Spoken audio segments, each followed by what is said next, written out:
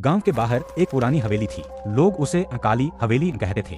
दिन में वह सिर्फ एक टूटी फूटी इमारत लगती थी, लेकिन रात होते ही उस हवेली के आसपास से कोई गुजरने की हिम्मत नहीं करता था। कहते थे जो भी सूरज ढलने के बाद हवेली में गया वह या तो पागल हो गया या फिर कभी वापस नहीं आया। करीब 20 साल पहले उस हवेली में राजा साहब रहते थे, बहुत अमीर लेकिन उतने ही निर्दयी। उनकी बेटी थी अनन्या, खूबसूरत, मासूम और बहुत दयालु। अनन्या को गांव के ही एक गरीब लड़के अमन से प्यार हो गया।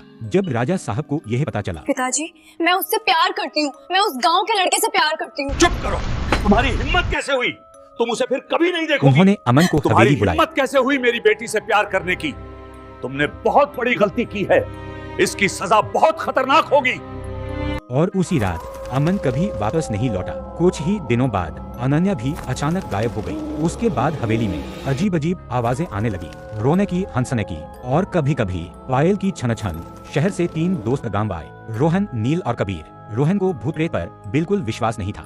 गांव वालों ने चेतावनी दी, खबरदार उस हवेली के करीब भी मत जाना, वो जगह ठीक नहीं है, वहाँ बहुत बड़ा खतरा है। रात को काली हवेली मत जाना। ये रोहन हंस पड़ा, ये सब डराने की बातें हैं। रात के 11 बजे तीनों हवेली के सामने खड़े थे। क्या है ये?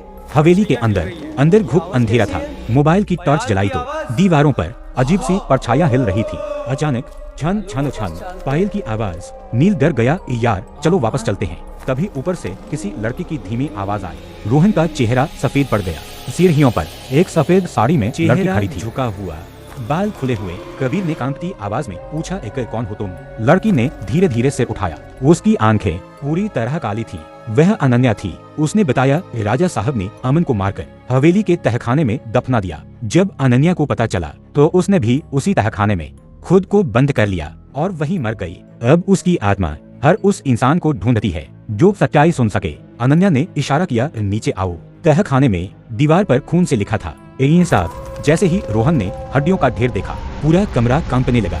अचानक राजा साहब की भयानक परछाई सामने आई। उसकी आवाज गूंजी, यह मेरी हवेली है। अनन्या चिल्लाई, अब नहीं। सुबह गांव वाले हवेली पहुंचे। हवेली अब पूरी तरह ढह चुकी थी। मलबे के बाहर रोहन बेहोश पड़ा था। नील और कबीर कभी नहीं मिले। रोहन आज भी जिंदा है, लेकिन हर रात वह एक ही बात चिल्लाता है, पायल की आवाज बंद करो। और कहते हैं आज भी काली हवेली के पास से गुजरते वक्त पायल की आवाज आती है।